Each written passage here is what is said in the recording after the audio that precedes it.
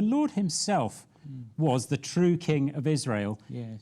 Yet if the Israelites did decide to get a king, Yes. what does Deuteronomy tell us that king will be like? That is fascinating, isn't it? Because it's telling it, because we know later on that they do want a king, and they do have a king. And it's amazing how Scripture, God knows it's going to happen. And so he gives these warnings to them.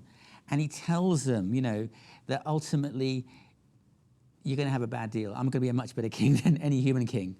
And tells them that he mustn't do certain things. You know, he mustn't have many wives. He mustn't get horses from Egypt. He mustn't amass gold and wealth for himself.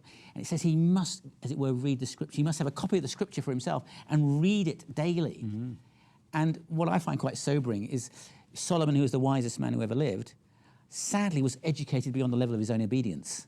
Yeah. He knew so much, so wise, and yet he failed in every single one of those areas. Yeah. He had a huge harem of women. He amassed great amounts of wealth. He imported horses from Egypt. Yeah. The very things he was told here not to do, he went and did. Yeah. And it's incredibly sobering about living under the real king and not being kings ourselves. And I always love that thing that if you have your own personal copy of the Bible, that is something that only royalty had in the law. Yeah. So you have your own copy of the Bible, you have a royal thing. And so don't be a fool like Solomon. Yeah. Do what it says. Yes. Wonderful.